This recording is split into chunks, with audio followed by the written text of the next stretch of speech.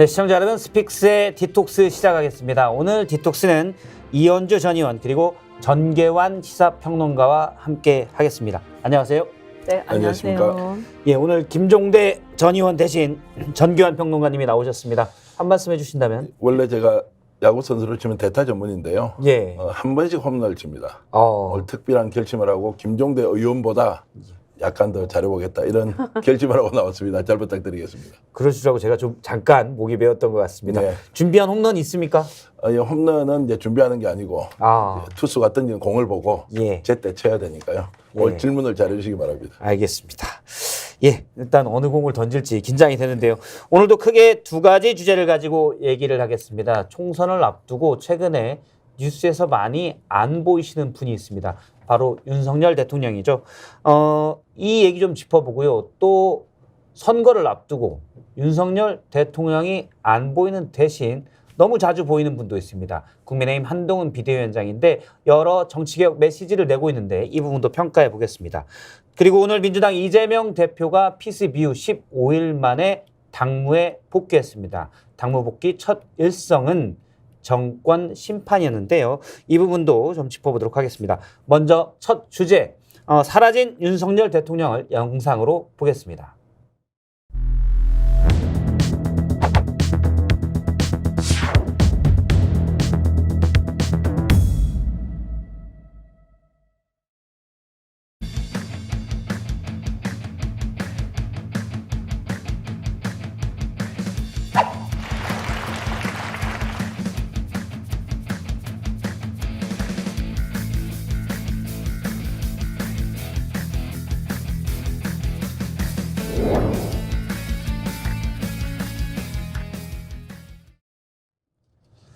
네, 윤석열 대통령이 요즘 정치 얘기는 거의 하지 않고 있습니다. 이념 얘기도 쏙 들어갔고요. 대신 각 지역을 돌면서 민생 토론회, 국민 보고대회, 이런 이름으로 여러 가지 얘기를 하고 있습니다.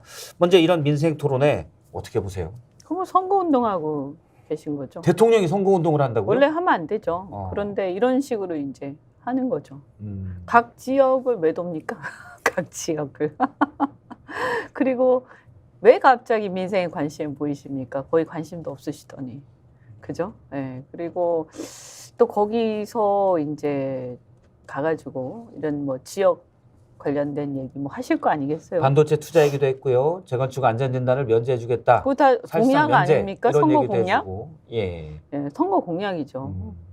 그래서 너무 노골적이다. 네, 너무 노골적이고 저는 더 심각한 게 뭐라고 생각하냐면 그래놓고 또 한동훈 위원장은 대통령 내외 언급을 거의 안 하죠.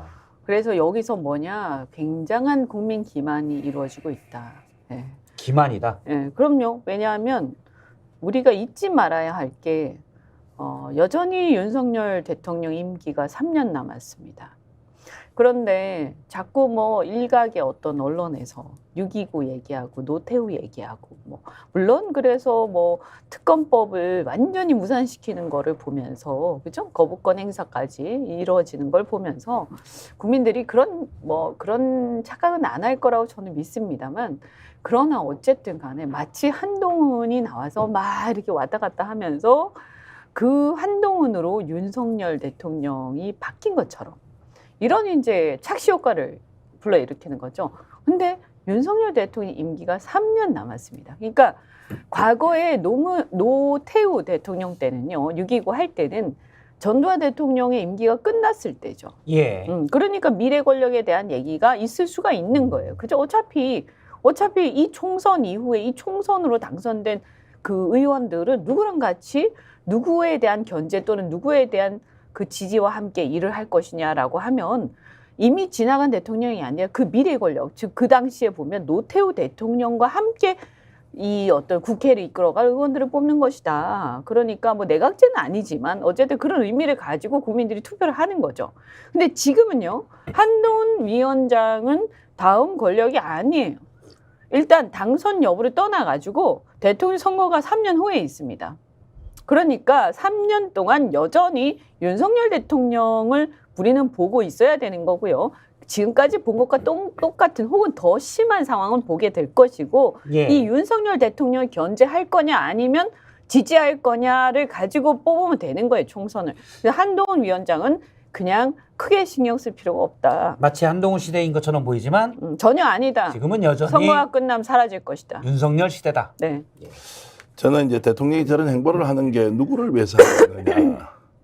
국민을 위해서 하고 있다. 뭐 형식은 그런데요. 내용적으로는 본인의 만족을 위해서 하는 거 아니냐. 지금 내놓는 정책 공약 뭐 이런 것들이 다 대선 이제 공약으로 이미 반영을 해야 되는 것이고, 그리고 대통령이 이제 민생 행보를 하면 첫 번째 뭡니까? 좀 질문을 좀 받아야 하지 않습니까? 국민들이 지금 물어볼 게 너무 많지 않습니까? 근데 질문을 받지 않고 모든 것을 대답이나 답변이라는 형식으로 다 하고 있다. 그래서 진심이 담겼는지 아니면 필요해서 나오긴 했는데 결국 대통령이 본인의 만족을 위해서 한 거 아니냐. 이제 그만큼 내용이 없이 형식에 치우쳐져 있다. 정말 국민들이 궁금해하는 예. 이런 부분에 대해서는 뭐 이야기가 없으니까 저는 뭐 저것이 지지율로 반영되거나 총선에 좋은 영향으로 갈 가능성이 없다고 봅니다. 그것은 이미 또 네 번째나 지금 민생 행보를 하고 있거든요. 왜 지지율에 이제 저게 반영이 되지 않습니까? 그것은 국민들이 알고 쳐다보고 있다는 것이죠. 예, 뭐 여러 정책들을 내놨습니다. 자영업자 대출 이자를 감면한다고 했고 또 신용사면, 그러니까 돈을 언제까지 갚으면 대출 연체 기록을 삭제해서 보다 낮은 금리로 대출을 받을 수 있게끔 하겠다. 물론 약자들을 위해서 좋은 대책이다라는 측면도 있지만 예를 들어서 주식 공매도 금지를 계속하겠다, 이런 건 이제 글로벌 스탠드에 어긋난다. 여러 가지 논란이 있는 것들인데 계속 얘기하는 부분도 있습니다. 그 중에 하나 보면 사실상 재건축 안전진단을 30년 이상 된 아파트 같은 경우는 사실상 면제하겠다, 이런 발언도 했었는데요. 잠깐 들어보겠습니다. 집값이 오른다고 해서 또 재개발을 막았는데 그렇게 되니까 공급이 부족해가지고 집값이 더 오르는 그런 모순된 현상이 빚어졌고, 재개발 재건축에 관한 규제를 아주 확 풀어버리겠습니다. 예, 일단 필요하다고 생각하는 분도 있을 테고 아니다 생각하는 분도 있을 텐데, 예를 들어서 서울만 해도 약 25% 이상이 30년 이상 된 아파트인데 이거 한꺼번에 재건축하면 어떻게 할 거냐라는 얘기도 있고요. 이미 집값이 좀 떨어지고 비용을 감안하면 안전진단 안 한다는 게 큰 의미도 없다라는 얘기도 있습니다. 문제는 이제 대통령이 심사숙고를 과연 했느냐, 이런 부분들도 언급이 되고 있어요. 네.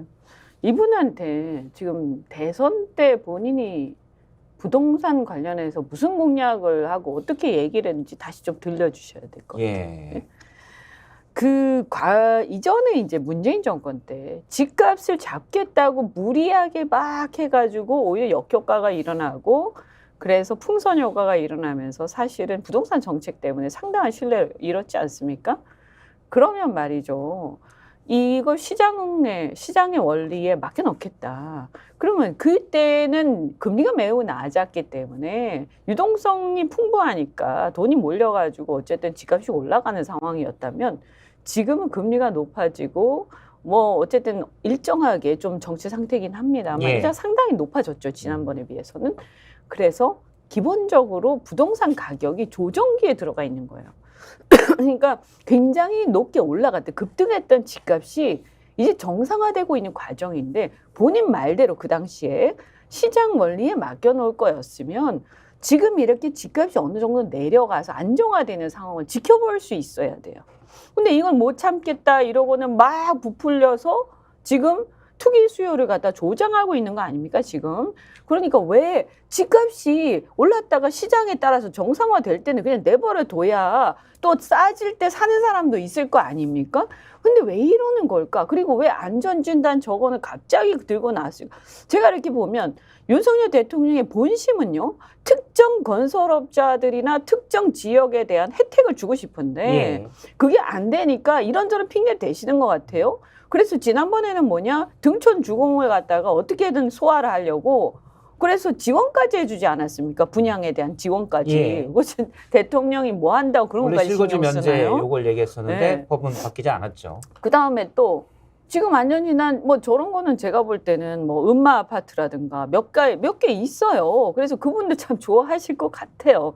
그런데 지금 대통령이 지금 그런 거 신경 쓸 때예요. 그리고 그 당시에 대통령 되실 때 원가에 가깝게 주택을 공급해서 무주택자들을 위해서 역할을 했다. 이 얘기 하셨는데 이거 어떻게 됐어요? 그 답을 하셔야지. 그러니까 뭐냐 하면 대통령이 해야 할 일은 특정 지역의 아파트나 재건축 재개발에 신경 끄시고 특정 건설회사 살리는 데 신경 끄시고 망할 회사는 망하게 놔버려 둬야 된다라는 게 제 생각. 그리고 그게 예. 시장주의자들 생각 아닙니까? 시장에 대통령이 너무 많이 아니 그리고 개입한다. 너무 일일이 개입하죠. 그리고 정작 대통령이 해야 할 일, 무주택자들을 위한 일이라든가 시장을 정상화시키는 일에 대해서는 관심이 없으세요.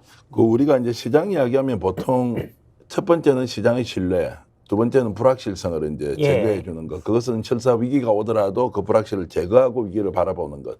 기회가 오더라도 이것이 앞으로 위기가 올 수 있다는 것을 또 이야기하면서 이제 준비하고 대비하는 것인데, 제가 단적인 예를 들어 보겠습니다. 대통령이 오늘 30년 된 재건축 관련돼서는 규제를 다 풀겠다 하잖아요. 예, 얼마 전에 그런데 얘기했죠. 오늘 그 자본시장 활성화를 위해서는 자 이제 부당한 지대 추구를 하는 것들을 없애겠다. 그 부당한 지대 추구가 뭡니까? 부동산 가격에 의해서 폭등이 된 이익을 불로소득으로 인식한다는 거 예. 아니에요? 그러면 자 고액 자산가들이 가지고 있는 부동산에서의 자산을 자본시장으로 끌어들이겠다고 하는데, 근데 두 가지 근본적인 모순이 있습니다. 첫 번째, 자 부동산으로 내가 어느 정도 이익을 보는 것은 그러면은 일종의 잘못된 것이고, 자 자본시장에서 주식을 통해서 돈을 버는 것은 그럼 잘하는 것이냐? 우리는 부동산이나 주식이나 각기 가지고 있는 특징에 따라서 재테크를 하지 않습니까? 근데 이제 재건축 시장에 가서는 재건축 규제를 풀겠다고 하는데, 그것은 또 대통령이 이야기한 부당한 지대 추구와 정면 배치되는 이야기잖아요. 그러면 신뢰의 측면에서 보면 자 대통령의 말을 뭘 믿어야 돼?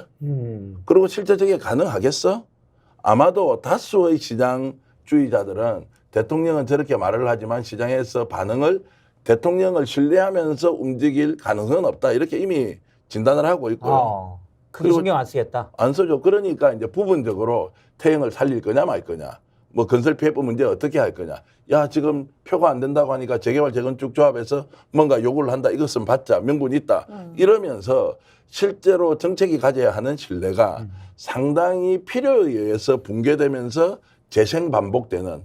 그리고 뭐 하나마나 한 이야기, 저 이야기 얼마나 많이 했습니까? 재개발 재건축 규제 풀겠다는 것은 진보 보수 정권을 떠나서 다 이야기를 했는데 예. 폭동하면은 또 저걸 걸어매야 된다고요. 어떻게 보면 철학이 없기 때문에 디테일에서 여기저기 충돌한다.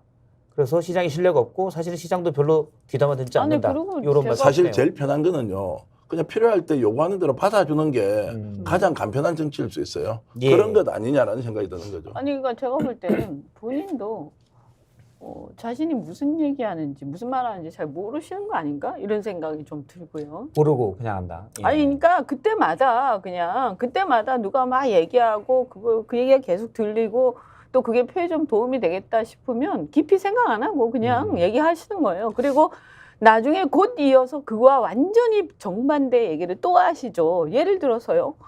그 재건축 재개발 활성화시키겠다 막 해놓고요. 아까 얘기한 것처럼 불로소득 얘기를 합니다.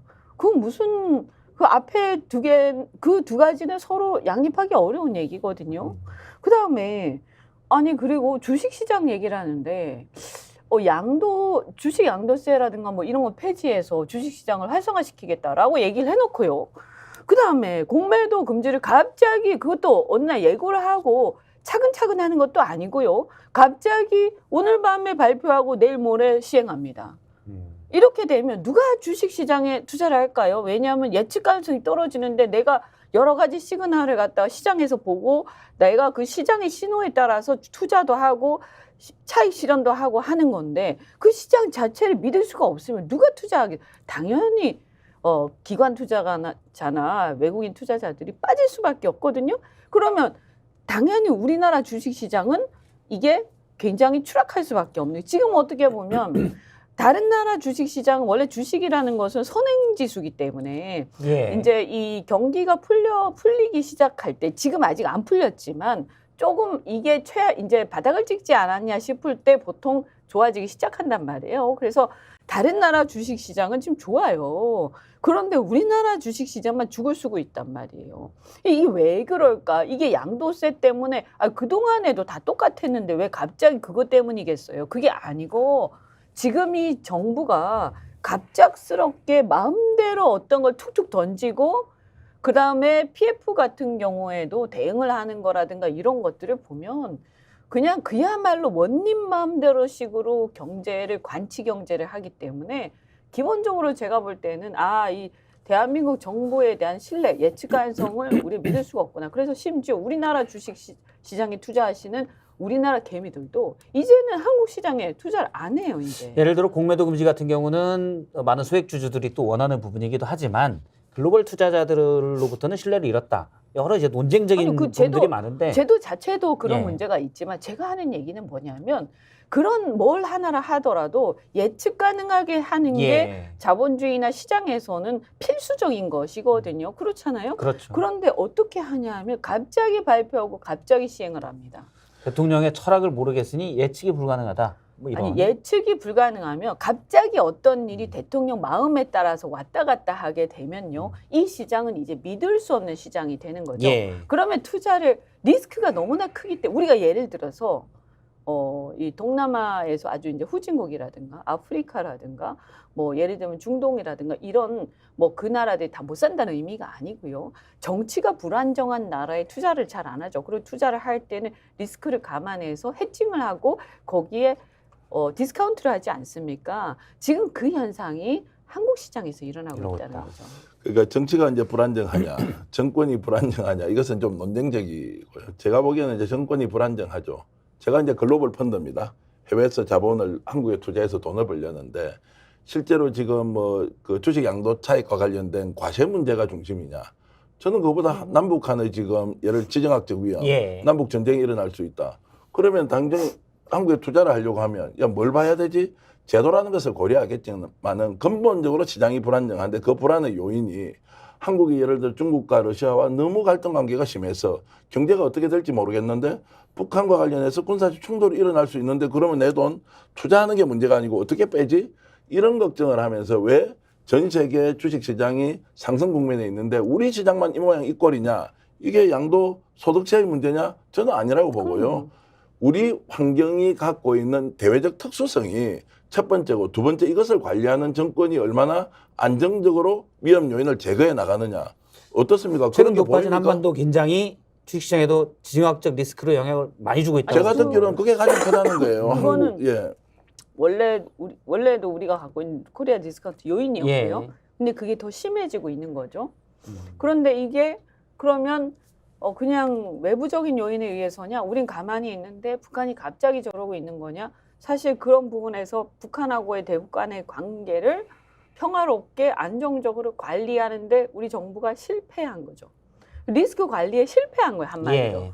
그래서 아까 제가 또 예측 가능성 얘기했지만 공매도 금지 같은 것도 공매도 금지를 하냐 안 하냐도 있지만 그것이 해야 된다라는 소신이 서로 있다 하더라도 그것을 할 때는 공매도가 있다라고 생각하고 한국 시장에 엄청나게 투자를 했었던 사람들이 이제 없어진다라고 했을 때 그 사람들이 더 이상 이 시장에 투자하지 않겠다라고 하면 나갈 수 있어야 될 거 아닙니까? 그래서 시장이라는 것은 우리가 어떤 제도를 발표를 하면 그것을 믿고 신뢰하고 거기에 따라서 내 의사결정을 하는 거거든요. 투자라는 것은. 근데 우리가 투자 결정할 때 가장 안 좋은 디스카운트 또는 그 후진국이나 개발도상국에 투자할 때 가장 많이 감안하는 게 뭐냐면 정부나 정책 리스크예요. 갑자기 뭘 한단 말이에요. 갑자기 쿠데타가 일어나요. 갑자기 이 자기들 마음에 안 든다고 제도를 폐지해 버려요. 예. 이러면 그 어떤 우리가 여러 가지 제도를 믿고 거기 투자를 했는데 나중에 딱 보니까 내가 예상하지 못한 정보들이 마구 벌어지면서 상황이 벌어지면서 굉장히 부당한 일이 생기는 거예요. 그러니까 투자자 입장에서는 예측 가능성이 떨어지는 게 최악의 시나리오거든요. 그래서 선진국과 개발도상국의 가장 큰 차이는 예측 가능성이 있냐 없냐 제도적으로 시스템적으로 그걸 보는 건데 우리나라가 이 정도 경제력이면 사실은 예측 가능성이 굉장히 높아야 돼요.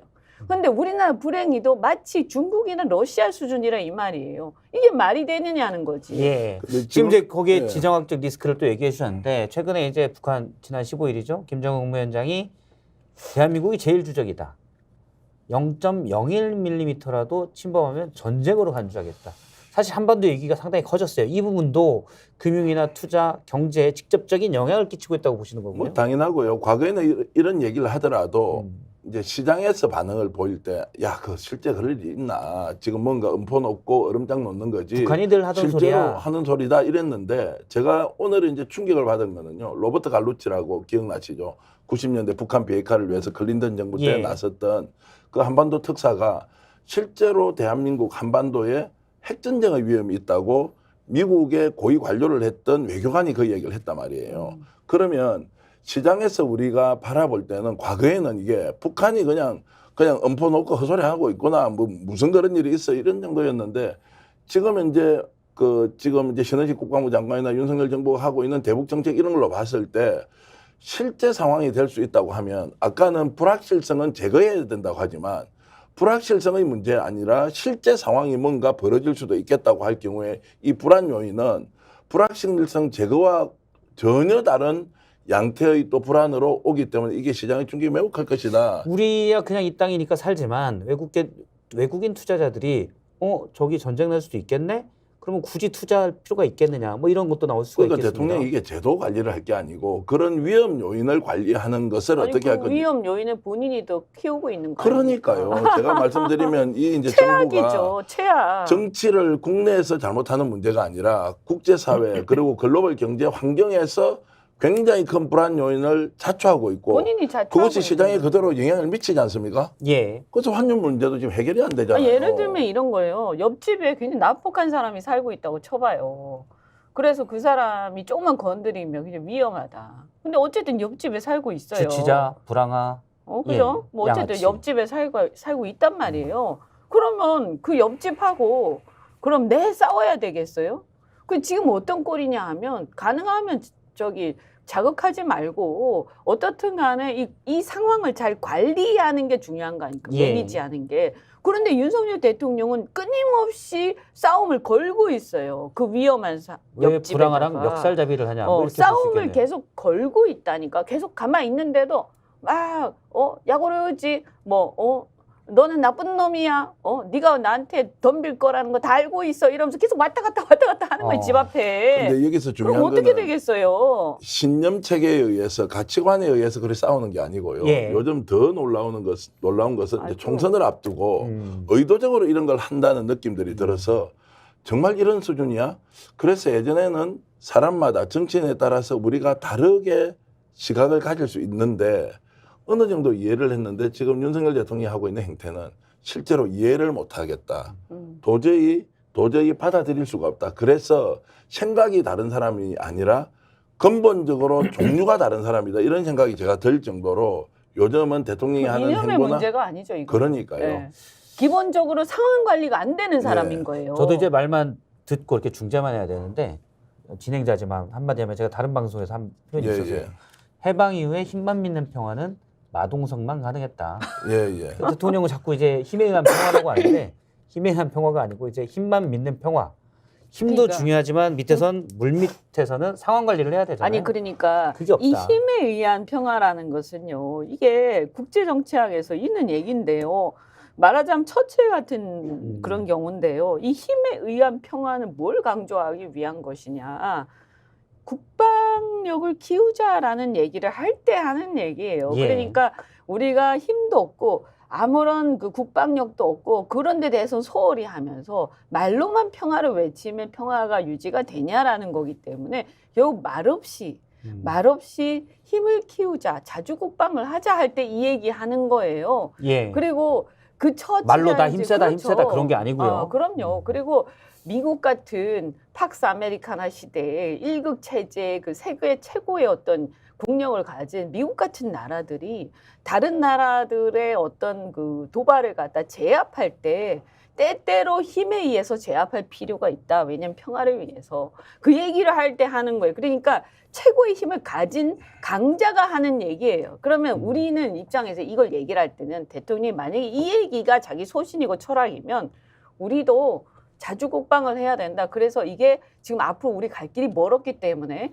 이 분야에 우리가 좀 아깝더라도 예산을 좀 투자를 하고 여기에 대해서만큼은 여야 간에 계속해서 우리가 힘을 키워 나갑시다라고 얘기하는 것까지는 모르겠는데요. 지금 윤석열 대통령 행태는 그게 아니라 실제로 힘이 그렇게 전 세계에서 제일 강한 것도 아니면서 계속 도발을 하고 있어요. 그러면서 약을 올리고 상대를 자극하고 이러면서 우리 힘 세서 이제는 당신네들 이길 수 있어. 꼼짝도 하지만 이제는 그냥 두지 않겠어. 한 번만 더 때려봐봐. 그러면 우리가 너를 먼저 죽여버릴 거야 하고 막 떠벌리는. 그러니까 소위 말해서 우리가 왜 허풍쟁이들 떠벌리는 거 있잖아요. 이건 이제 북한 입장에서는 네? 다르게 생각할 수도 있지만 지금 말씀을 요약하면 왜 술 취한 불황아를 건들고 있냐. 뭐 북한이 그러니까 김정은 위원장이 관리를- 얘기 들으면 내가 왜 술 취한 불황아냐 할 수 있겠지만 그런 걸로 이제 이해해도 되겠습니까? 뭐 그런 그러니까 우리 기준이에요. 사회가 북한보다 훨씬 체제가 안정돼 있고 예. 경제력은 비교할 수 없고요. 저는 이제 힘에 의한 평화에 대통령이 힘이라는 단어를 완전 잘못 해석하고 있다. 그냥 큰 힘은요 소리치고. 예. 남을 때리라고 가지고 있는 게 아니에요. 때리는 거는 최후의 어쩔 수 없을 때 하는 거고요. 힘은 보유를 함으로써 그것이 이미 드러나지 않습니까? 거기에 상대가 우리를 덤벼들지 못하도록 하는 거죠. 그래서 군사력도 있고요, 경제력도 있고, 예. 또 그 국가의 그 일종의 그 뭐랄까 이제 문화적 힘 이제 이런 것들이 종합적으로 고려됐을 때 우리가 국가의 힘, 파워 뭐 이런 이야기 하지 않습니까? 그런데 지금 윤석열 대통령은 이 힘이라는 거를 실제로 북한하고 전쟁을 할 수도 있다. 절대 하면 안 되잖아요. 그렇죠. 그 누가 동의합니까? 공멸이죠, 본인이 전쟁터 나 총 들 거예요? 일단 군대를 안 갔다 오셨습니다. 아니 60만 장병들이 거기 가서 어떻게 하면 총알바지가 될 수 있는데 지금 우크라이나 꼴을 봐야지. 그러니까 그게 맞아요? 그게 우리가 힘을 쓰는 방식이 돼야 됩니까? 대한민국이? 그 말이 안 되는데 힘에 의한 평화다라고 하는 것을 가지고 계속 남북 간의 갈등과 긴장이 고조대로 가는 저 행위 저것도 가치와 철학의 문제가 아니에요. 결국 총선 대비해서 국제적 도발이 일어나면 뭔가 이슈 파이팅을 할 수 있지 않겠느냐 이런 건 느껴진단 말이에요. 그러니까 머릿속에 말이죠. 대한민국 국민들에 대한 국민들의 안전이라든가 예. 또 그 코리아 디스카운트로 인해서 주식시장이 무너질 때 우리나라 이 부가 어떻게 될 것이다. 그리고 많은 사람들의 민생이 그로 인해서 또 어떤 영향을 받을 것이다. 이런 생각은 눈꼽만치도 없으신 것 같아. 참고로 이제 하마스의 그 이스라엘 기습 폭격이 있었잖아요. 네. 이후로 사망자가 2만 5천 명이 넘었습니다. 그거 하나 참고로 말씀드리고 네. 그런데 이제 윤석열 대통령이나 보수 여권에서 이런 얘기를 많이 합니다. 약한 모습 보이면 그쪽에서 만만히 보고 더 도발한다. 그래서 힘에 의한 평화, 강한 메시지 이걸 자꾸 내야 된다라는 게 사실은 여권의 입장이거든요. 지금 말씀에 대한 반박을 여권은 그렇게 하고 있는데요. 그 뭐 그렇게 단순합니까? 그 본인들은 인생살이에서 그렇게 하나요? 상대가 만만하게 보기 때문에 그때 바로 그런 싸움 박질이 일어나서 윤석열 대통령이 그렇게 하실 것 같아요. 아니 쌍코피 내고 이럽니까? 저 사람 힘이 얼마인지 우리 딱 보지 않습니까? 자칫 잘못 덤비면 큰일 나겠다. 아니다. 예. 이걸 내용으로 정말 이렇게 몸 풀고 나와서 복싱 한번 해봐야 그 사람 힘 압니까? 그런 거 아니고요. 저는 오히려 보수 정권에 몸담고 있는 사람들은 지금 현재 북한 관리 문제에 대해서 자기들이 더 잘 알 거예요.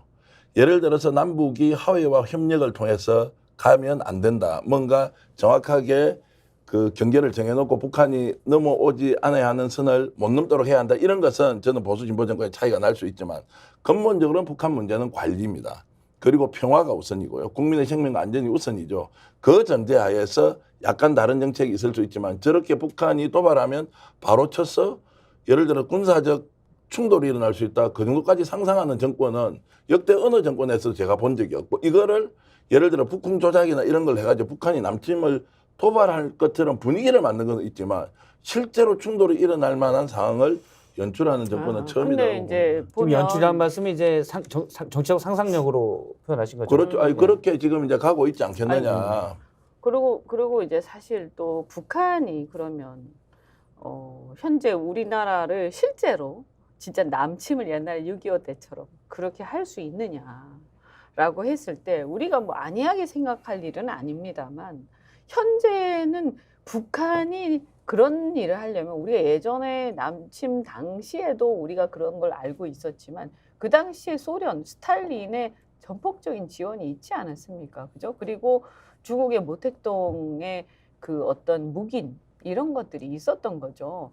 마찬가지로 지금도 똑같아요. 결국에는 러시아하고 중국하고의 관계가 중요한 거거든요. 그러면 근데 지금 우리가 러시아하고 관계를 어떻게 관리하고 있냐 이거예요. 그 중국 입장에서는 한반도에 지금 대만 문제도 머리가 아픈데 한반도까지 문제가 생기면 자신들의 이해관계에 반하거든요. 그러니까 중국은 그런 걸 절대로 바라지 않아요. 그러면 중국이 과연 북한에 대해서 그런 것들을 용인하거나 지지를 해줄 수 있겠느냐라고 했을 때 그것은 저는 아니다. 그러면 뭐냐? 뭐 조금 좀 옆으로 좀 새는 것 같긴 합니다만 여하튼 간에 지금 북한이 남침을 이런 게 아니라 이번에 김정은 그 위원장이 발표한 내용의 요지는 뭐냐면 그동안에는 북한은 항상 남한과 어떤 통일을 염두에 두고 예. 서로 간에 이렇게 같은 민족이라는 것을 굉장히 많이 강조를 해왔어요. 그리고 핵 문제는 어떻든 간에 이것이 방어용이다. 특히 미국에 대한 방어용이다. 이런 얘기를 많이 해왔는데 그런 것들이 몇 년 전부터 조금씩 바뀌기 시작하면서 핵이 공격용으로 쓰일 수 있다라고 이제 큰 소리를 막 세계를 향해서 치더니 이제는 뭐냐 하면 남한이나 북한은 서로 남남이다. 별개의 나라다 사실상. 그러면서 우리가 그러니까 북한 입장에서는 이 남한이 우리를 주적이라고 하는데 우리도 남한을 주적이라고 삼겠다 이제 같은 민족이 아니라. 그래서 예. 이제는 그냥 적대적인 적국 관계다. 이렇게 이 전략을 수정한 거예요. 전략을. 그러니까 이런 것들을 대통령이 말이에요. 북한의 핵 정책의 변화라든가 핵 전략의 변화라든가 그다음에 남북 관계가 어떻게 변화하고 있고 이게 왜 이렇게 변해가는지에 대해서 나와 가지고 쓸데없는 무슨 자랑하는 그런 아까 선거 운동하는 식의 그런 허례허식에 자꾸 그런 거 하지 말고 대통령이 생각이 있으면 통일부 장관하고 국방부 장관 나와가지고 이럴 때 대국민 브리핑하면서 기자회견 하셔야 돼요. 질문도 받고 그래서 본인이 이 정도로 설명할 수 있는 능력이 돼야 대한민국 대통령이 돼서 우리를 지킬 수가 있는 거지. 그런 것을 이해하지 못하고 그거를 갖다가 마구 무슨 동네 패싸움 하듯이 이것을 다루면 이거는 사실 우리 국민들 입장에서 매우 불안한 거죠. 일단 북한에 대해서는 저도 들어보면 뭐 이런 입장들도 있습니다. 그러니까 북한이 개성에 있던 남측 연락사무소를 우리 돈으로 지은 걸 지들 마음대로 폭파하고 또 우리에서 도발도 하고 이렇게 하는 우리는 가만히 있어야 되냐 이런 주장들도 있는데 제가 볼 때는 이제 만일 우리 국민이 다쳤다 그러면 사실 우리도 가만히 있을 수 없잖아요. 지켜야 되니까. 그러면 우리도 가만히 있지 않으면 저쪽에서는 또 더 가만히 있지 않고 그러다 보면 이게 어떤 상황이 벌어질지 모르니 당연히 정부는 지금부터 서로 가만히 있지 못하는 상황이 안 나오도록 상황 관리를 해야 되는데 그분이 좀 아쉽다, 그러니까 부족하다 이런 생각이 좀 중요한 들고요. 게 이 말씀을 드리면 중요한 게 그래서 사실은 대화 루트가 중요한 대화 채널이 중요한 예. 거예요. 왜냐하면 이렇게 긴장이 고조돼 가면요. 이 실수로 오발이라든가 아니면 뭐 여러 가지 이제 상대를 갖다 자극하기 위한 이제 일종의 그런 행동을 갖다 과장된 행동을 하는 과정에서 감정이 고조돼 가지고 국경선 쪽에서는 이제 군인들끼리 좀 총성 같은 게 오갈 수 있는 거 아닙니까? 그러다가 이것이 큰 사고가 나거나 뭐 어떤 이제 사건이 일어날 수 있는 거죠. 그랬을 때 이것이 과연 어떤 전쟁의 신호냐, 예. 아니면 어떤 우발적인 충돌 상황이냐. 그랬을 때 이 우발적인 충돌 상황을 바로바로 제때의 상황을 정확하게 파악하고 서로 통화를 해서 이것을 무마시키면 평화가 유지가 되는 거고요. 여기서 덜 떨어진 관료들이 혹은 대통령이 좀 수준이 낮아가지고 이런 걸 관리를 못하고 우발적인 상황을 갖다가 막 혼비백산해서 더 과장되게 얘기를 하고 더 막 오히려 자극하고 그래서 오히려 그걸 빌미로 전쟁을 일으키려고 한다면 그 전쟁이 되는 거예요.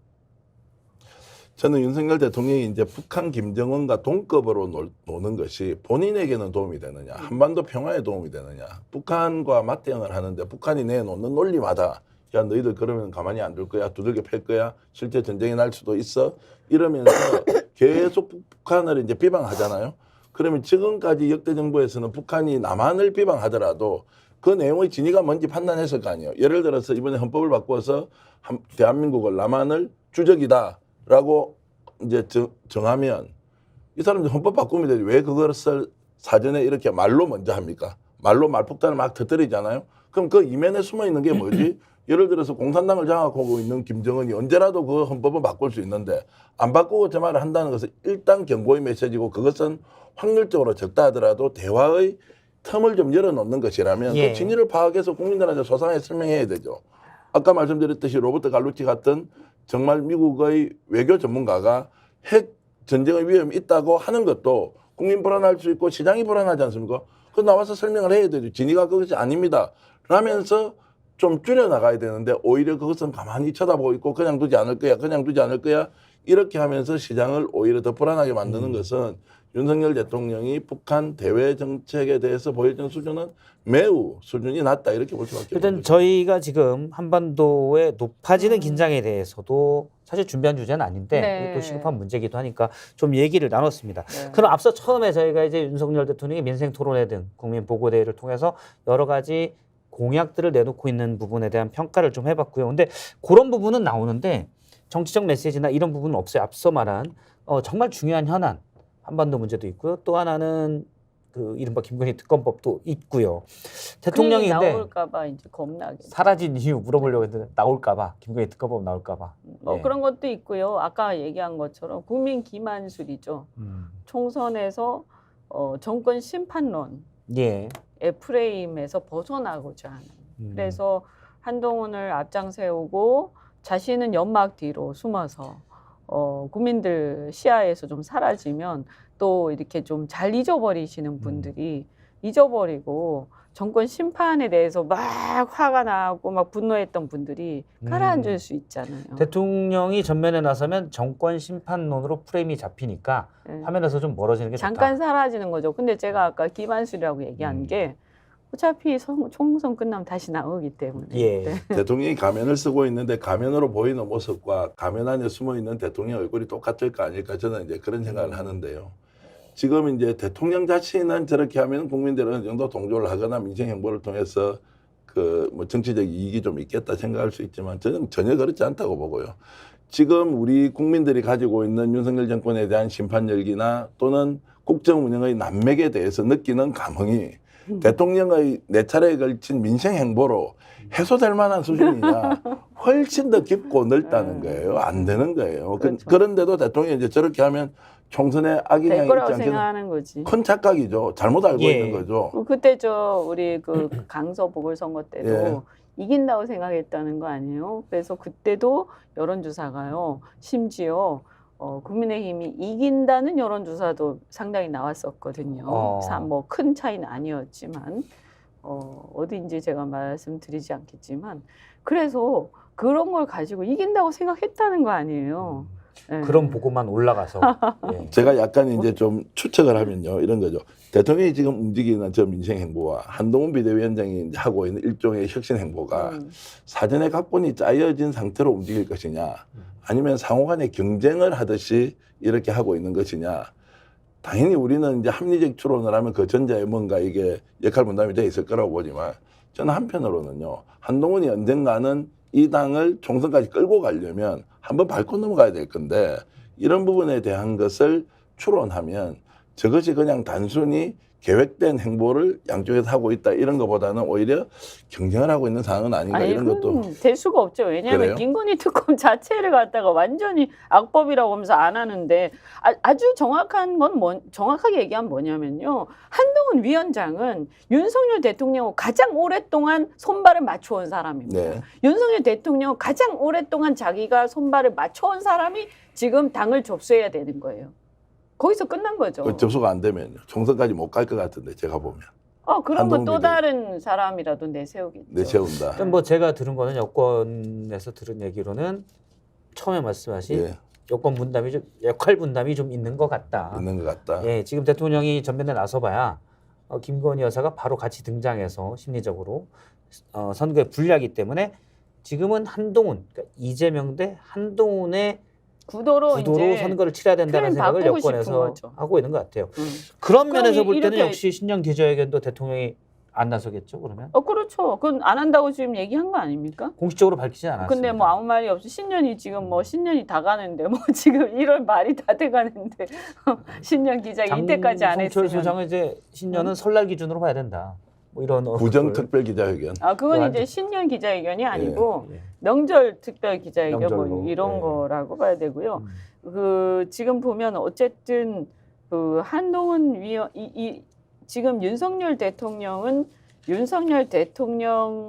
자신이 어쨌든 거부권을 행사를 해서 김건희 특검을 막은 거고요.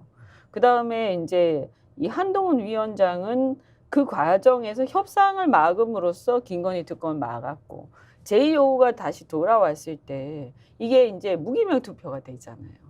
그럼 그냥 무기명 투표를 하라고 내버려 두면 어떻게 될지 모른단 말입니다. 그래서 이제 어떻게 할 거냐? 원내 전략의 하나를 구사를 해서 전부 다 퇴장하는 쪽으로 가겠죠. 예. 그러면 자리를 비우게 되면 이제 다 밖에 나와 있기 때문에 그 퇴장하는데 여기에 끼지 않는 의원은 이제 찍히는 거고요.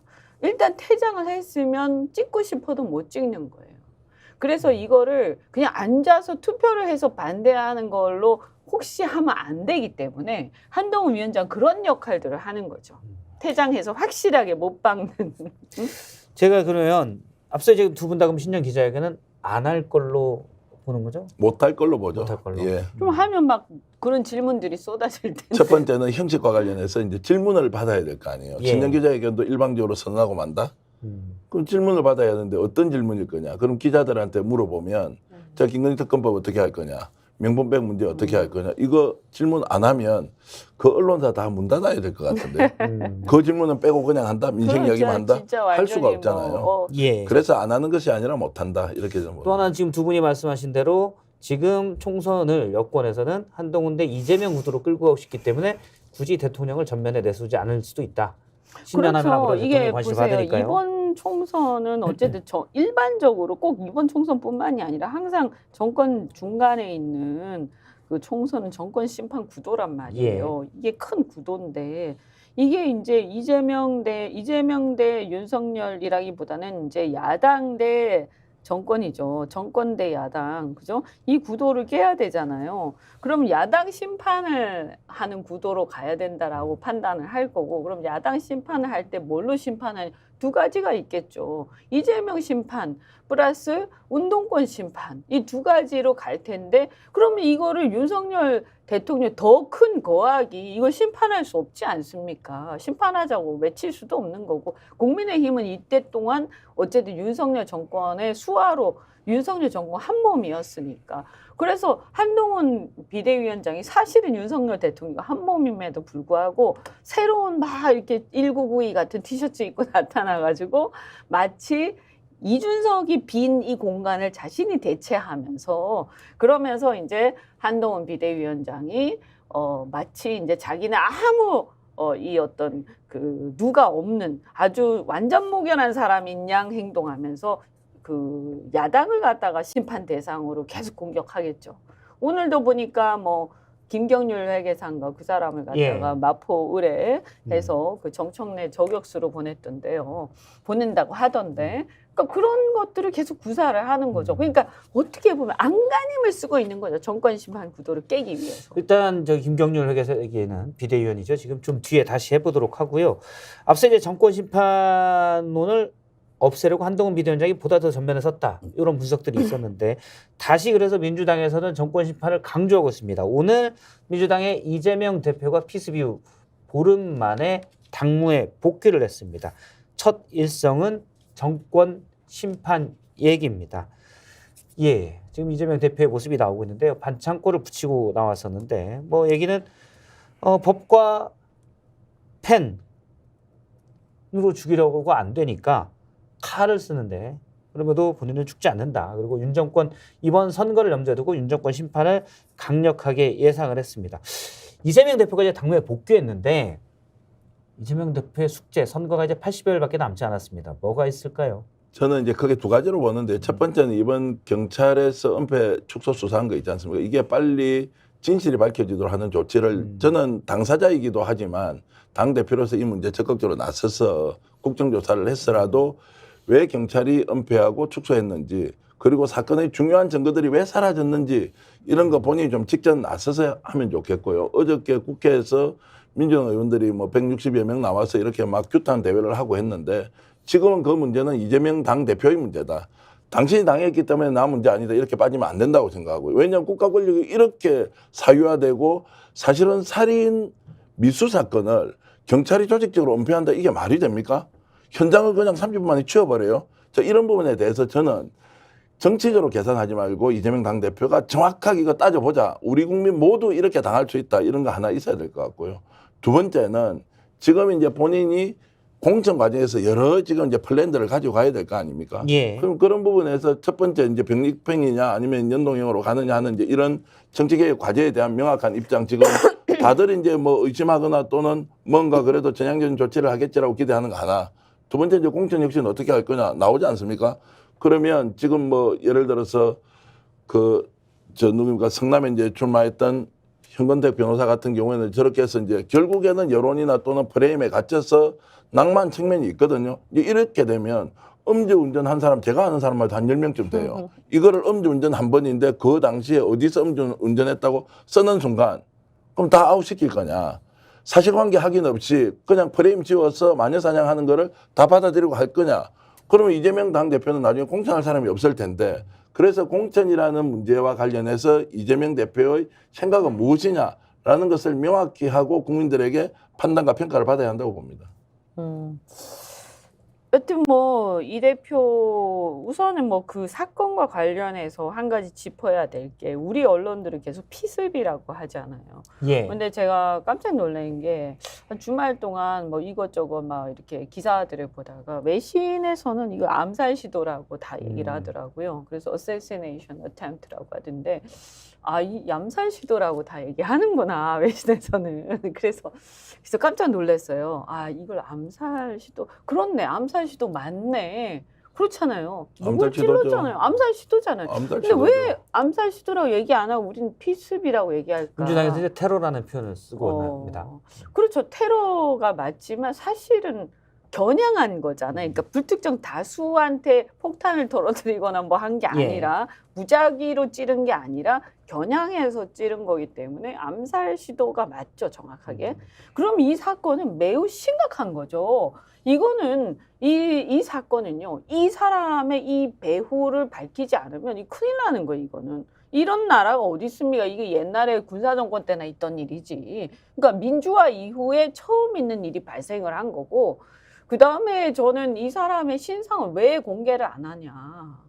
왜 공개를 안 하냐. 이런 흉악범을 갖다 그것도 암살 시도범인데 당연히 공개해야죠. 이 사람 왜 보호하는 거냐. 그렇게 체포동의안도 폐지하자 뭐하자 하는 사람들이 왜 이 사람을 보호하냐. 이건 말이 안 되는 거예요. 그래서 저는 이 사람의 신상을 즉각 공개를 해야 되고 이 사람에 대한 네티즌 수사를 시작을 해야 됩니다. 네. 이걸 공개 안 한 이유는 왜 얘기했어요? 저는 다른 게 아니고 인권을 보호하고자 한 게 아니고요. 이게 뭔가 구린 게 있는 거 아니냐. 그러면 이게 공개가 되면 네티즌 수사가 시작이 되면 이게 인터넷이라는 게 대단하기 때문에 이 네티즌 수사에 의해서 많은 걸 밝혀낼 수가 있어요. 배우라든가 이 사람이 누구랑 주로 넷상에서 대화를 하는지 무엇을 주로 검색하는지 다 나오잖아요. 조금만 해킹할 줄 아는 사람이면 또 금방 알 거예요. 그러면 이런 것들을 그래서 지금 이 신상 공개를 안 하는 거 아니냐라는 의심을 할 수밖에 없고 이 경찰의 행태는 이전에 이성윤 사건부터 시작돼가지고 아주 이상하기 짝이 없어요. 그래서 이 부분하고 뭐 해킹하라고 하는 것까지는 좀 너무 그러니까 뭐 하라는 건 아니고 좀 그런 실력이 있는 사람들은 금방 모든 걸 찾아낼 일단 것이다. 뭐 민주당에서 너무 음모론을 몰고 간다 이런 지적도 있지만 사실은 말씀하신 대로 경찰의 수사가 이성균 씨 사건들이 낱낱이 언론에 보도됐던 것들 무리하게 그렇죠? 과도하게 보도됐던 것과 달리 이 피해자에 대해서 여러 신상 공개가 안 됐다는 것은 경찰이 너무 소극적이다라는 지적도 있습니다. 소극적인 게 아니라 제가 볼 때는 아까 말씀드린 것처럼 혹시라도 어떤 인터넷상의 여러 네티즌 수사대에 의해서 혹시라도 밝혀지면 안 될 뭐가 있다라고 조금 괜히 두려워하는 게 하는 거냐. 그렇지 않고서는 이렇게 거기다가요. 만약에 그런 것들이 하나 둘씩 나오고 막 그것이 인터넷상에서 이 붐이 일어나면 그렇게 되면 결국 이 흐름은 이 암살 시도에 대한 어떤 한쪽 면에서는 암살 시도에 대한 비판과 함께 그래도 어쨌든 당했던 피해자에 대한 동정 여론이 같이 일어날 수밖에 없거든요. 그걸 지금 정치적 계산을 하는 겁니다. 이건. 예. 그러니까 이제 동정 여론이 일어날 것 때문에 이제 경찰이 이것을 봐주기 또는 이제 은폐를 한다 이런 것보다 이제 지금은 이렇게 점점점 증거가 하나씩 나오지 않습니까? 분명히 누군가 공범이든 배우가 있다고 이런 증거가 나오는데도 수사하지 않는 이유는 실제 배우가 존재할 수 있다는 의심이 이제 굉장히 많이 드는 거죠. 뭔가 있으니까 이런 거 아니야? 그 실제 배우가 있다는 것이니까 그래서 많은 사람들이 2006년도에 박근혜 이제 당시 한나라당 대표가 피습을 당해서 커트칼 피습을 당했을 때 사흘 만에 수사 결과 5일 만에 발표되고요. 그 사흘 만에 신상 공개가 다 됐고 이 사람의 과거 행적, 휴대폰 모든 정보가 국민들에게 알 권리 차원에 다 공개가 되었고 당시에 노무현 대통령은 긴급한 그 검경 합동 수사본부를 만들어서 어떤 경우에도 정치 테러가 일어나서는 안 된다.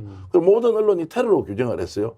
그런데도 대한민국 언론이 경찰과 검찰의 수사가 엉망이다. 이거 제도가 잘못되어서 이렇게 하는 거 아니냐고 막 십자포화를 퍼부었어요. 그런데 이번에는 피습이 됐어요. 테러도 아니에요. 수사 내용도 공개도 하지 않아요. 심지어는 본인이 변명문으로 나와 있다는 그 8페이지짜리를 보면 왜 범행을 했는지 누가 배후에 있는지 이런 것들을 알 수 있잖아요. 이것도 공개하지 않아요. 왜 안 합니까? 그래서 저는 오히려 처음에는 총선에 미치는 악영향 때문에 그럴 수 있다고 생각했는데 실제로 이 사람들이 조사를 해보니까 배후로 지목될 만한 어떤 단체나 세력이 존재할 수도 있다. 그러면 저는 이제 어떤 걱정이냐면 정치인의 테러, 야당 대표에 대한 테러가 한 번도 끝나는 게 아닌데 계속 있을 수 있죠. 야 우리는 예. 그러면 테러 국가로 진짜 가는 거야 우리나라가? 그럼 지지자들이 위축돼요. 일단 경찰 발표로는 이제 배우가 8줄짜리 그 변명문에서 배우 이런 관련된 언급은 없었다라고 경찰에 일단 발표한 바가 있습니다. 예. 근데 그렇게 되면 어쨌든 지지층이 위축되고요. 이거는 분명히 사실은 이 총선에 미치는 악영향이 아니라 그러니까 총선에 미치는 그러니까 정당한 영향. 그러니까 어떤 일이 발생해서 그 일이 총선에 영향을 미치나 누구한테 유리하든 불리하든 그것은 당연한 거예요. 그 근데- 일이 발생을 했잖아요. 예. 제가 좀 보태면요. 이제 경찰이 그런 의심을 받지 않습니까? 저처럼 야 배후 세력이 있는데 그거 들어갈까 싶어 너희들 그러지 이러면 경찰은 이런 의혹을 풀기 위해서라도 그 당시에 택시를 타고 모범 택시를 탔던 그 사람이 왜 이 주소를 보여주면서 여기로 가자고 했느냐. 그 자기가 모르는 주소라는 거 아니에요. 그럼 그 주소를 준 사람이 있을 거 아니에요. 그 사람이 누군지 찾아가지고 분명히 아무것도 아니다. 우연일치다. 이렇게 발표를 하든지 의심을 살 만한 행동을 더욱더 안 해야 되죠. 공개하지 않을 때는. 그런데 그렇지 않은 경찰이 발표만 하고 이거 믿어라. 이렇게 해서 믿겠습니까? 그리고 그 현장을 저렇게 치웠다는 거 있지 않습니까? 부산지방경찰청장 자기 결정을 할 수 있습니까? 경찰본청장 윤희건 저는 할 수 없다고 봅니다. 누군가의 지시에 의해서 움직였다는 게 분명하겠죠. 외압이 있는 게 아니냐. 그렇죠. 저는 그것이 영원히 숨길 수 있는 그러니까요. 그 정말 이상하거든요. 왜 신상 공개를 안 하지? 굉장히 부자연스럽고 지금까지의 선례에 맞지 않다. 그죠? 이 정도 건에서 신상 공개를 안 한 적이 있었나요? 경찰이 여타 사건에 비해서는 상당히 소극적이다. 이런 지적을 이제 그러면 계속 받아왔습니다. 왜 그렇게 할까? 그러면 그 경찰청장 입장에서는 아니 입장을 바꿔서 경찰청장 입장에서는 야당의 대표의 암살 시도고 그 다음에 이것이 국민적 관심사인데 이것을 다 차라리 공개를 하고 다 있는 그대로 낱낱이 다 하는 게 투명하게 하는 게 본인이 나중에 입을 수 있는 어떤 리스크를 제거하는 거죠. 그러니까 정상적인 상황이라면 예. 경찰청장이 담당자가 이것을 좀 심하게 수사를 엄격히 하는 게 맞는 거예요. 근데 이거를 이상하게 뭔가 자연스럽지 않게 자꾸 숨기고 뭔가 자꾸 소극적으로 한다라는 것은 그보다 정상적인 경찰청장의 의사결정보다 더 큰 다른 힘이 작용하고 있다. 그렇지 않고선 이럴 수가 없다라고 짐작하게. 예, 저희가 이제 첫 번째 주제가 아까 이제 한반도 긴장까지 해서 좀 얘기가 길어졌는데요. 두 번째 주제는 한동훈식 개혁 메시지 이른바 포퓰리즘이다라는 지적도 있는데 이 부분을 먼저 영상으로 잠깐 보겠습니다.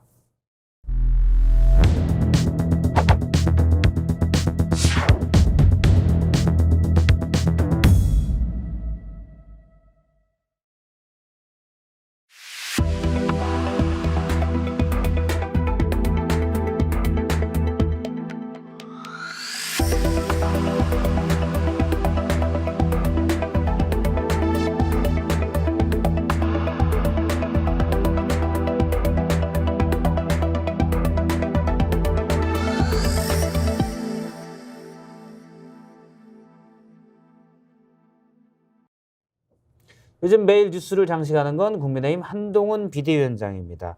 오늘은 마포을에 가서 김경률 비대위원 출마를 얘기를 했습니다. 먼저 김경률 비대위원에 대해서 잠깐 얘기를 해보면 예전에 한 일주일 전에 김건희 리스크 이 6자를 왜 국민의힘이 얘기를 못하냐라고 당내에서 쓴소리를 했었습니다. 그 이유는 쓴소리가 좀 없어졌다가 오늘 마포을에 출마한다라고 한동훈 비대위원장이 직접 얘기했습니다. 어떻게 보십니까? 앞으로 자, 좀 바른 쓴소리를 할까요? 그 쓴소리가 마포을 출마 가능성 이런 겁니까? 그건 아닐 테고 두 가지 전망했죠. 하나는 김건희 리스크 건드렸으니까 예. 쫓겨나거나 아니면 앞으로 얘기를 험지로? 더 하지 않거나 비대위원으로 있을 때 김건희 리스크를 더 이상 언급하지 않거나 그래서 두 번째의 경우가 아마 맞았다. 그래서 앞으로도 김건희 리스크에 대해서는 얘기하지 않을 것이다 라고 보고요. 김건희 리스크를 이제 건드리는 순간 본인에게 뭔가 새로운 걸 한다는 것보다는 이제 정면으로 맞서서 싸운다 이렇게 되니까요. 그런 생각이 하나 들고요. 두 번째는 김경률 위원장이 위원이 나오면 당선될 가능성은 있습니까? 지금 정청래 민주당 의원과 붙게 되죠. 그러니까 지금까지 정청래 의원이 몇 번 그쪽에서 이제 손혜원 의원에게 지역구를 사실상 물려주기도 했었고 예. 마포는 정청래 의원이 많이 좀 돼 있는데 어떨지는 이제 결과를 봐야 알죠. 정청래 의원은 거기에 이제 한동훈 비대위원장이 나오라고 계속 일종의 그 말로 초대장을 보냈잖아요. 예. 한동훈 비대위원장 이제 안 출마 자체 출마를 안 하는데 어찌됐든 이제 그런 걸 보면 정청래 이제 비대위원장이 국회의원 한 번 더 하는 거는 참 쉽게 됐다 저는 그렇게 전망을 하고 있습니다. 예. 아니 그러니까 이제 지금 험지의 일종의 이제 자객으로 보내는 거죠. 김경률을 자객인데 보면 이제 자객과 이제 그 저기 뭐 대상이라고 타겟이라고 해야 되나요?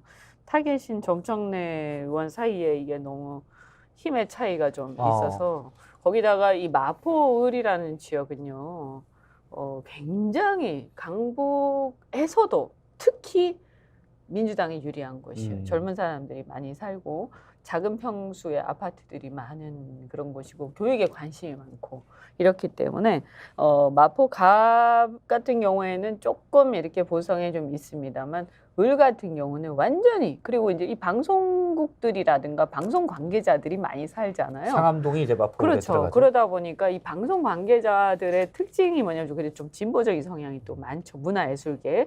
그다음에 또 거기 성산마을도 있고 이 하여튼 옛날부터 또 진보적 성향들이 많이 사시는 곳이에요. 그래서 여기는 정청래 의원이 아니라 누가 하더라도 민주당 사람이 당선이 돼요. 야당 사람이 당선이 되는 곳이고 다만 그럼 왜 김경률이 나가냐 이기라고 내보내는 게 아니죠. 김경률 아까 얘기한 것처럼 이제 자꾸 떠드니까 예. 험지로 보낸 거기도 하고 겸사겸사라고 저는 자꾸 김건희 보는데 리스크 뭐 이런 얘기를 할 테니까 네, 너 가서 고생 네. 좀 해. 뭐 요거라는 아니 이제 겁니까? 그냥 버리는 카드로 쓰는 거죠. 버리는 카드로. 그다음에 또 하나는 뭐냐면 지금 이제 아까 얘기한 것처럼 이 정권 심판 구도를 깨야 되는데 그 깨려면 운동권 심판 구도를 만들어야 된단 말이죠. 그리고 검찰 세력에 대한 검찰 청산에 대한 구도도 깨야 되잖아요. 그 반대편이 뭐냐면 운동권 청산이거든요. 그럼 운동권 청산 얘기할 때 제일 대표적인 사람이 뭐 몇 명이 떠오르지 않습니까? 어쨌든 임종석, 그다음에 뭐 정청래 이런 분들이시잖아요. 그러니까 그 타겟으로 그러면 운동권 청산을 계속 외쳐온 사람이 누구냐? 이번에 주로 쭉 영입되어 온 그 김경률부터 뭐 박상수 뭐 이런 분들 아니에요? 예. 그러니까 그런 분들을 맞춰서 이제 하면서 그렇게 해서 구도를 만들고 그 이슈몰이를 하는 일종의 희생양이 된 거죠. 그러니까 도구로 지금 쓰이고 있는 거죠. 한동훈 비대위원장이 이제 전국을 돌면서 오늘은 이제 마포울이었지만 전국을 돌면서 신년 인사를 계속하고 있습니다. 여러 정치개혁, 이른바 정치개혁 매치도 냈는데 일단 전국 신년 인사를 평가하신다면 어떻습니까? 저는 뭐 여론조사 결과를 보면 어느 정도 상승을 했느냐. 한동훈 예. 그러니까 뭐 자기 대권 주자로서 지금 입지를 굳혀가고 있느냐. 저는 아니라고 보는데요. 한 2%포인트, 3%포인트 올라가더라도 대한민국 언론들은 한동훈이 자기 대권 주자로서 확실하게 자리 잡았다. 이렇게 가는 것에 동의하지 못하고요. 생각보다 허니문 시전, 그리고 초기에 본인이 내세우고 있는 것들이 먹히지 않고 있다는 생각 때문에 생각보다 한동훈 성과 못 내고 있구나 이런 생각을 좀 많이 했습니다. 예.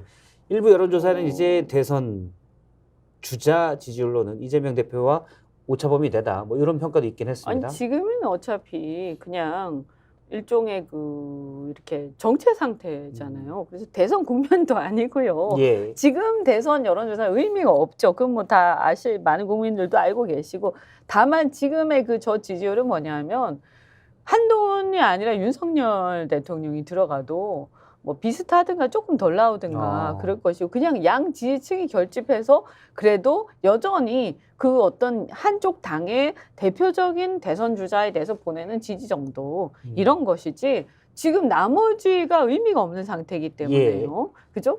그래서 그냥 그것은 어떤 특별한 의미를 두기는 어렵다. 그리고 제가 볼 때는 아까 얘기한 것처럼 임기가 3년 남았기 때문에 윤석열 대통령 3년 후에 그때 떠오르는 사람이 진짜 이제 미래 권력인 거고, 그 국민의힘 입장에서는 그러면 그 안에 지금 그럼 한동훈 위원장은 뭐냐, 미래 권력으로서 보낸 게 아니고요. 저도 역시 마찬가지. 저 경우에도 결국에는 총선용으로 사실은 지금 이제 하고, 그 다음에 끝나고 나면 또 돌아가잖아요. 그러니까 당이 남는 것도 아니에요. 다시 돌아가서 뭐 제가 볼 때는 총선의 어떤 승패에 따라서 정부에 뭐 이제 조금 더 업그레이드 시켜서 또 시키겠죠. 그러면 총선 이제 지난 다음에 그러면 한동훈 비대위원장이 당에 남아있지 않고 일단 불출마를 했으니까 배치는 못 달고 어떻게든 그러니까 돌아갈 거라고 보십니까? 그렇죠. 총선을 이기거나 혹은 그래도 선방을 하면 예를 들어 비대위원장 계속 할 수도 있겠죠. 그죠? 비대위원장 계속 하면서 여러 가지 당무를 익히면서 정치에 본격적으로 대비를 하는 게 될 거고요. 그게 아니라 총선에서 졌다. 그럼 일단은 조용해지겠죠. 조용히 사라졌다가. 일단 그럼 돌아갈 데가 집밖에 없는데. 아니, 그래도 또 윤석열 대통령이 또 부르겠죠. 이제 뭐 그 사람 아주 신뢰하는 것 같으니까, 그래서 법무부 장관이 아니라 뭐 행안부라든가 다른 장관들을 또 보다 좀 시키겠죠. 급이 높은 건 이제 총리. 아니면 총리야. 근데 과반 이상이 동의를 해야 되니까 그거는 과반 이상이 동의할 수 있는 숫자가 될 때 하겠죠. 총선에서 이기면 그러면. 그러니까 한동훈의 정책혁명이 유지되는 의석이 국힘이 몇 석일 때 가능하느냐. 100석 이하, 100석 이상. 저는 100석 이상 갈 수 없다고 보고 100석 이하로 내려앉으면 정책혁명도 거의 그냥 종을 치지 않겠느냐, 저는 그런 생각이고요. 또 다른 하나는 총선까지 갈 수는 있겠습니까? 총선까지 갈 수 있겠나? 지금 예를 들어서 김건희 특검법 관련해서 총선 전에 어떤 식으로든 민주당의 재결의를 시도를 할 텐데 그 2월 말이나 3월 초쯤에 간다고 하면 거기에서 만약 재결의 되어버렸다? 그럼 총선 갈 수 있습니까? 이탈자 나올 거고. 그리고 이준석 신당, 개혁신당 이름으로 막 저렇게 하고 있으니까. 그래서 빨리 하라는 거 아니에요, 지금? 빨리 하는 거는 자기 마음대로. 아니, 그런데 최근에 있잖아요. 저는 문제의식이 있는 게 이걸 빨리 하자고 김진표 국회의장이 얘기하셨대요. 그죠? 그런 식으로 지금 하고 있다고 하던데. 그분도 캐비넷 이야기가 나오긴 아니, 하던데. 저는 그분 정말로 정신 차려야 된다고 봐요. 이 문제는 여야의 문제가 아니에요. 국회의장이 돼가지고 무슨 짓을 하는 거예요. 만약에 진짜 그렇게 한다고 그러면. 저는 그분 있잖아요. 그러면 정말 자격이 없다, 국회의장 자격이. 민심의 압도적 다수가 해라고 하는 건데, 그런데 의장이 돼가지고 그 재결하는 시기를 갖다가 뭐 늦추고 땡기고 하는 거를, 그 정치적 거래를 한다? 그리고 아까 그 총선에 대한 영향 얘기 잠깐 얘기를 했지만, 아니 악재가 있어서 총선에 나쁜 영향을 받는 것은 그것은 당연히 감수해야 될 일이죠. 그걸 왜 피합니까? 그걸 왜 피하게 해줍니까? 악재가 있으면 불이익을 받아야 되고, 망할 총선이면 민의가 안 좋으면 그 민의를 받아서 망해야 되는 거고, 또 잘하는 게 있고 호재가 생겼으면 국민들 지지를 받아서 흥해야 되는 거. 이게 공정한 거잖아요. 그런데 어떤 사안이 있는데도 불구하고 그것을 숨기고 꾸겨 넣어서 그것을 모면하려고 하는 것은 그 기만이죠. 그 당위적 측면에서는 100% 동의하고요. 요즘 저는 늘 생각하는 게 국민들이 이런 것들을 받아들이고 있나? 실제로 총선에 윤석열 대통령한테 유리할까? 한동훈 비대위원장은 진짜 유리할까? 이런 식으로 막 우격다짐으로 아닙니다, 아닙니다. 우격다짐. 그리고 거짓말도요. 밥도 안 먹고 거짓말 계속해요. 앞뒤 말이 다른데도 왜 다릅니까? 물어보면 너는 그냥 공산 전체주의가 또 비판하는 것이네? 라고 이렇게 몰아치게 하고 언론은 거두절미 사실 확인 없어요. 일단 무조건 기계적 균형에 의해서 한동훈 비대위원장 잘하는 거 잘한다고만 계속 이야기를 해요. 비판 자체를 아예 안 해요. 이게 그러면 한동훈 비대위원장의 정책 미래에 도움이 됩니까? 국민들이 속아줍니까? 저는 그런 것이 아니라고 보는데 또 지금까지 봐왔던 정치가 어느 정도 먹히지만 결국에는 국민들이 심판하게 돼 있다라고 하는데 본질적 접근하지 않고 껍데기 접근을 통해서 상황을 바꾸어 보겠다. 그래서 실패할 가능성이 훨씬 높고 저는 총선까지 못 간다 이렇게 저는 못 간다. 예, 저는 못 총선까지 간다고. 못 간다. 한동훈 비대위원장 못 가죠. 일단 한동훈 비대위원장은 이제 여러 정치개혁 메시지를 내고 있는데 그중 하나가 어제 얘기한 거죠. 국회의원 수를 줄이자. 지금 300명인데 250명으로 줄이자고 했습니다. 그 외에도 여러 메시지를 냈는데 이에 대해서 김종인 전 비대위원장이 한마디 했습니다. 그 얘기를 잠깐 들어보겠습니다. 한동훈 비대위원장이 지금 취임을 해가지고 지금까지 뭐 전국을 돌면서 얘기를 하지만 네. 당의 변화한 모습은 하나도 나타나지 않고 있어요. 아니 뭐 예를 들어서 세비 반납이라든지 뭐 불체포 특권, 그거는 서약해하고 그거는 과거부터 쑥 얘기 나오던 얘기지. 그게 새로운 얘기가 아니에요. 지금 한동훈 소위 비대위가 지금 예. 출발한 지 지금 한 보름 정도 됐는데 예. 지금까지 비대위가 내용에서 뭐를 한다는 것이 아직까지 보이질 않아요. 당을 어떻게 변화시켜야 되겠다고 하는 그러한 모습이 보이지 않습니다, 지금. 예. 일단 의원수 줄이자 여러 가지 얘기들 나오는데 이 메시지는 짧게 시간이 얼마 남지 않습니다. 평가를 해주신다면 그 아예 국회를 없애죠 뭐. 뭐 없애는 게 더 낫지 않습니까? 국민들 국회 신뢰하지 않고 국민들 혈세만 낭비한다고 하는데 없애자 그러죠. 그 250명은 기준이 뭐예요? 300명은 안 되고 250명 됩니까? 150명 하든 100명 하든. 그리고 이 이야기가 한두 번 나왔습니까? 국민의힘의 당대표, 아니 국민의힘 당대표 되는 공약이 이제 이런 거지 않습니까? 전당대회에도. 그 말이 안 되는 거죠. 그리고 이제 본인이 신세대지 않습니까? 70년대생 아니에요? 우리는 60년대지만. 예. 전혀 신세대라는 느낌이 없이 옛날에 했던 거 가져와서 매일 그냥 막 박근혜 대통령 때 못- 생각나. 예, 그죠? 못 쓰는 네. 레코드판 돌리는 이런 느낌이어서 이게 무슨 한동훈식 정치냐 이런 생각이 듭니다. 그게 이분이 시간이 1분 안 말이죠. 남았습니다. 짧게 한 말씀 이분이 부탁드리면. 정치를 이제 안 해서 그럴 수도 있는데 제가 볼 때는 기본적으로 자유민주주의에 대한 인식 자체가 없다. 그래서 국회라는 곳이야말로 우리가 근대 역사에서 보면 국민들의 민의를 대표해서 이 집행부의 횡포를 전행을 막는 역할을 하는 게 국회예요. 국민의회. 그죠? 그래서 국민들이 그래도 어렵고 힘들고 부당하고 이럴 때 이 집행부가 나를 억압할 때 그때 내가 기댈 수 있는 유일한 곳이 의회란 말이에요. 특히 야당. 그러면 여기에서 국회 그런데 지금 이 사람 정당 대표로 앉아 있는 거 아니에요. 그런데 이 사람이 뭐냐? 민주주의의 민의의 대표인 국회 예. 숫자를 줄이자 권한을 줄이자 이 얘기하고 있어. 그러니까 이 사람은 보니까 권위주의적인 정치 완전히 물들어 있는 그 어떻게 보면 좀 독재적 마인드를 갖고 있다. 예. 시간이 다 저는 돼서 매우 위험해요. 어쨌든 검찰 출신이라서 더더욱 이것은 설득력이 없다. 한동훈 비대위원장 싫어하시죠? 당연하죠. 저는 지금 이 시대에 권위주의적 예. 산물인 검찰 세력을 대표하는 사람이 대한민국 정치의 지도자가 되어서는 안 된다. 이것은 역사에 역행하는 것이다라고 생각합니다. 저한테도 알겠습니다. 똑같이 질문해 주세요. 안 할래요. 그래요. 답이 뻔한 것 같아서 시간도 다 됐고. 예, 오늘 디톡스는 여기서 마무리하고요. 두 분은 이제 끝난 다음에 잠깐 저랑 뒤톡스 예. 잠깐 또 얘기를 나누도록 하겠습니다. 시청해주신 여러분 고맙습니다.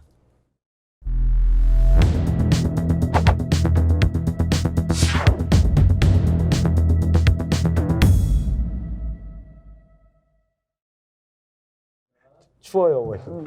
아니 바인 거 저한테 질문해 주세요. 한동훈 비대위원 싫어하시죠? 아니 나는 심판할 거예요. 아쉽할게요. 너무 실망이어가지고 우리 후배들한테 기대 많이 걸고 있고 지원도 하고 싶은데 예. 야 이게 뭐 잘못된 것만 배워가지고요 못된 나쁜 것만 것만 배웠다 배웠어, 나쁘고 나쁜 못된 것만. 것만 배웠다 이런 생각이 들어서 진짜 나쁜 것만 배웠어 보니까. 그리고 운도 없어요. 윤석열 대통령을 만난 것도 우리 국민이 운이었고요. 한동훈 비대위원장 같은 사람을 국힘에서 이 위기를 모면하겠다고 또 선택한 것도 운이었다. 자살골이지 자살골. 자살골이죠. 더 심하게 지금 수렁으로 들어가고 있는데 이거가 이제 이걸 혹시 이제 이낙연이 살려줄 수 있을지 모르지. 그래요. 근데 3당이 어떻게 되느냐? 제일 큰 게 사실 뭐 연동형이냐 병립형이냐 이거 따라서 확 구도가 변할 거여서. 근데 연동형으로 가는 걸로 이제 지금 뭐 기정사실화 되더라고요. 아 그래요? 예. 민주당도 뭐 바꿀 수가 없다 지금 제도를 이렇게 가는 것 같고요. 왜냐하면 이제 또 진보 정당들이 예. 가만히 안 있잖아요. 그러면 어쨌든 그것도 몇 퍼센트는 되거든요. 그러니까 거기랑 연합을 또 해야 되니까. 권역별 비례 뭐 이렇게 가지 않을까 이런 생각도 좀 전하는데 아, 병립형으로. 그것보다는요 이재명 당 대표가 생각을 이제 좀 바꿨다. 그러니까 처음에 제가 병으로 가다가 돌아갔다는 거예요. 그것은 아주 내밀한 이야기를 제가 들었던 게 있는데 그래서 지금 이제 야권 쪽이 판이 굉장히 커지고 그러다 보니까 이제 이준석 신당 쪽도 생각보다 파괴력이 있을 것이다. 왜냐면 연동형으로 가면 누가 오냐면 조국 전 장관이 와요. 예. 그건 이제 이재명 대표가 절대 반길 수 없는 카드가 아니 되거든요. 그러니까 그런 것도 뭐 뭔가 그냥 혼자 결정한 건 아닌 것 같고 진보 세력들하고 뭐 얘기가 좀 있지 않았겠어요? 그죠? 그러니까 이제 홍익표 원내대표가요. 실제로 비공개 식사 자리에서 뭐 이런 쪽으로 간다고 아주 중요한 정치인한테 이제 얘기를 했다. 예. 요까지는 예. 뒤톡스니까 한번 그리고 이제 제가 지켜보죠. 봤을 때 아, 이 디톡스도 나중에 방송에 나가나요? 지금 나가고 있는 건데. 아, 지금 나가는 거예요? 네. 아, 그렇구나. 아 그러니까 이제 몰랐네. 제가 봤을 때는 네. 아마도 그 피습 그러니까 암살 시도가 있었던 후에 이재명 대표가 여러 가지 생각이 안 있었겠어요. 그런데 이렇게 더 크게 보면 야권 연합의 주도권을 그러니까 야당 그러니까 지금은요 그 전국 자체가 구도가 심판 선거잖아요. 그럼 이 심판의 헤게모니를 누가 지느냐가 굉장히 중요하거든요. 그러면 여기서 병립형을 가다가는 자칫 잘못하면 이게 고립될 수가 있어요, 민주당이. 그래서 아마도 제가 생각할 때 이건 아마 진보 세력이나 여러 반윤 세력들하고 뭔가 얘기가 있어서 하는 거 아닐까 하는 생각은 드는데 또 다른 한 측면에서는요. 이재명 대표가 이번에 이제 목숨을 잃을 뻔했잖아요. 본인한테 민주당 대표로서 총선 승리가 중요합니까? 자기 대권이 중요합니까? 대권이 더 중요한 거죠. 대통령 선거 가려면 어떻게? 범야권 연대 그걸 안 하면 안 이 되는 틀을 거죠. 만들어놔야 되는 거고요. 거기에서 이제 상당 부분 바깥쪽에서 활동하는 공간을 열어줄 것이다. 그래서 저도 그렇게 보죠. 병립형 못 간다. 연동형으로 네. 사실상 확정이다. 아마 조국 전 장관이 두른다면 네, 지금 이제 이른바 친명으로 많이 있지만 사실 그중 상당수는 옛날 친문 세력들이거든요. 네. 이분들이 또 어떻게 할지를 몰라요. 그래서 이제 근데 그거는 이제 이재명 대표가 제가 이재명 대표라면 견제하고 싶을 거예요. 아니 그러니까 물론 견제하고 싶은데 이게 대중들한테 각인된 조국 장관의 이미지는요. 네. 절대 그렇게 될 수가 그러니까 없어요. 본인의 명예 회복까지는 가능하지만 그러니까 절대 더 이상 이거랑 정치적 비슷한 세력으로 거예요. 갈 수는 없다고. 그러니까 박근혜 제가 대통령이 아니 대선 이거는 주자까지 꿈꿔요. 그러니까 아, 꿈은 그래요? 자유지 꿈꾸는 네. 거는 그런데 예를 들면 이런 거예요. 박근혜 대통령에 대해서 너무 심하게 했잖아요. 예. 그래서 사람들이 어쨌든 일정하게 그 동정심을 갖고 있죠. 예. 그러나 그 사람이 예를 들어서 그 너무 심하게 수사했던 것들을 다시 뭔가 해가지고 명예가 어느 정도 회복될 수는 있어도 그 사람을 다시 보수의 지도자로 사람들이 보느냐 그렇지 않다는 거죠. 왜냐하면 그 사건 자체가 아예 없었던 일은 아니잖아요. 똑같은 거예요. 그래서 저는 이재명 당대표가 이번에 그 비습 사건 있잖아요. 그렇게 표현하고 암살 시도, 암살 미수 사건을 잘 지금 다루어 가야 한다. 저는 정면 승부하면요. 여기서 길이 나온다고. 저는 근데 이제 이재명 대표 측근한테 엊그제 전화해서 네. 그 얘기를 했어요. 아까 이제 대표님이 그 얘기를 하셨는데 너무 작은 문제에 지금 민주당이 집중하고 있다. 예. 정청래 의원이 주로 하고 있는데 예. 어차피 이것도 방송에 나가니까 예, 말씀을 드리면 너무 지금 더 큰 문제에 그러니까 중도층이 더 관심을 가질 만한 한반도 문제랄지 예. 뭐 이런 포퓰리즘 문제 많이 있는데 피습 사건에서 뭐 핏자국 이런 문제들은 핏자국? 지지층은 이제 물청소 얘기 물 청소. 지지층은 확 좋아하지만 사실 중도층은 오히려 반감을 가질 수 있어요. 약간 음모론 또 한다. 이렇게 얘기를 할 수 있거든요. 그래서 어떤 이재명 대표 최측근한테 제가 얘기를 했더니 그분도 이제 같은 생각이다. 어쨌든 이번에 정청래 그- 의원이 왜 자꾸 그런 얘기 하는지 모르겠다. 그런데 이제 그게 그분의 역할 아닌가요? 정청래 의원의 역할 근데 지금 아닌가요? 이재명 당대표가 어떤 이슈를 주도하더라도요. 네. 어떤 이슈라도 주도할 수 없어요. 윤석열 대통령과 한동훈 비대위 국힘이 상수기 때문에 개혁 아젠다 던진다고 해서 언론이 받아줄까? 예. 저는 그게 아니기 때문에 현안 하나하나에 집중하는 것이 예. 오히려 총선 전략으로 맞다 이런 생각을 합니다. 알겠습니다. 뒤톡스도 지금 끝내달라고. 사람 어, 뒤톡스가 근데 더 줄이고요. 재미있네요. 뒤톡스로만 하죠 앞으로. 그냥. 뒤톡스로만 이렇게 계속 해가지고 10분 하고 마시면 나머지 뒤톡스로 다. 그러니까. 커피도 주고 뒤톡스 때만 주는 거예요 왜? 예. 예, 아, 알겠습니다. 뒤톡스 좋습니다. 예. 알겠습니다. 네. 요거 좀 소곤소곤하면 더 귀를 쫑긋 세우게 되고. 아, 예, 그렇죠. 맞아요. 아, 그래서 알겠습니다. 우리 정말로 취재하시고 저도 취재하잖아요. 네. 또 많은 분들 만나잖아요. 이런 뒷이야기만 싹 모아서 하면요. 책임도 좀 안 져도 되잖아요. 싹 방송 흘려줘서. 나가면 다 책임져요. 똑같아요. 그래도. 알겠습니다. 오늘 두 분 고맙습니다. 예, 네. 고맙습니다.